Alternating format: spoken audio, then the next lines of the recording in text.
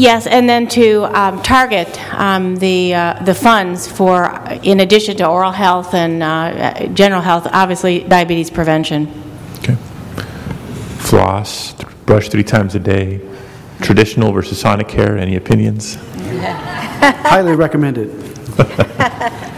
And I would just end by saying that we know from our research and others that education, which is usually the initial knee-jerk response of what we need, it's not enough. It's not going to be enough to provide people information, education.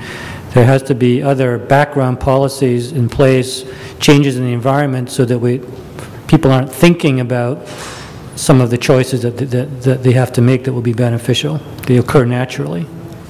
Thank you all very much. Let me now invite forward a panel on behalf of the industry, lest we be accused of having a one-sided conversation here. We have both direct and indirect representatives from the beverage industry, Dr. Maureen Story, Marcy Zwelling, Dr. Marcy Zwelling, and Dr. Margaret Leahy. Please come forward, making up our third panel. Senator, I don't believe that our third panel member was able to make it on time today. Okay. Well, if they get here a little bit late, we'll accommodate them. But in the meantime, please go ahead. Thank you, Senator. Oh, thank you very much. And thank you for allowing me to testify today and present these data to you, because like all scientists here today and everyone here today, we as an industry are also concerned about the issue of obesity in our country, and we want to be and can be part of the solution. I am Dr. Maureen Story, Senior Vice President for Science Policy at the American Beverage Association, located in Washington, D.C. Prior to joining ABA almost 2 years ago, I was a research professor at the University of Maryland and director of the Center for Food, Nutrition, and Agriculture Policy. Between 1998 and 2007, I was on the research faculty at the University of Maryland, Virginia Tech, and Georgetown University. And as such, one of my main responsibilities was to conduct research and publish the results in the peer-reviewed literature. The purpose of my testimony is to provide a perspective on diet and its relationship to obesity. A little over a month ago, I presented many of these slides as an invited speaker at a scientific symposium held by Purdue University.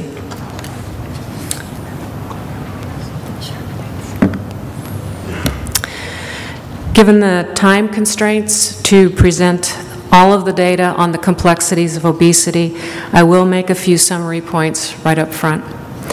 First, energy balance, that is, all calories consumed must be balanced by all calories burned through physical activity in order to achieve and maintain a healthy weight. Second, calories are calories, and calories from all sources in the diet count. We cannot focus just on calories from soft drinks. In fact, the UCLA report notes that over half of the adults who do not drink soda are overweight or obese. And finally, 95% of the calories in the U.S. food supply come from something other than soft drinks. So focusing on a small piece of the calorie intake pie will not solve the obesity problem. The data that I will show you are taken from the U.S. government sources, such as the U.S. Department of Agriculture Economic Research Service, and studies that were published in the peer-reviewed literature. These studies were supported in part or in whole by the National Institutes of Health from public funds. None of the studies that I will show you were funded by the industry. The next few slides show trend data from the U.S. Economic Research Service that tracks food production data, which parallels but does not duplicate consumption data. According to data released by the U.S. Department of Agriculture Economic Research Service, calories available from all food commodities have increased by 28% in the last 3 decades. That is, 600 calories more are being produced from all sectors. But let's take a closer look at where those calories are coming from. Average daily per capita calories available from added fats and oils and grains have increased 73% and 45% since 1970, respectively, compared with only a 14% increase in daily calories available per capita from added sugars. And in fact, since 1999, average daily calories per capita from added sugars availability has decreased 10%, while availability from added fats has continued to rise by 43%. So while calorie availability from added sugars has declined, obesity has continued to rise. If we look at the production data, these are data from the Beverage Marketing Corporation. The entire non-alcoholic beverage industry market, including bottled water, calories per ounce has decreased from 9 calories per ounce to 6.8 calories per ounce between 1988 and 2008. This represents over a 24% decrease in calories per ounce produced over the last 20 years. If we look a little deeper, this chart shows that the volume of full-calorie carbonated soft drinks has been declining over the last 20 years, decreasing from 50% of the market volume to 33% of the market volume. Bottled water volume has almost tripled. And yet, during this same time period, the prevalence of obesity has continued to rise, demonstrating again that we need to look more broadly at this serious health issue. I've just shown you production data. Now I'd like to switch to actual consumption data. And this study was published by Kant and Graubard in the peer-reviewed journal, the American Journal of Clinical Nutrition.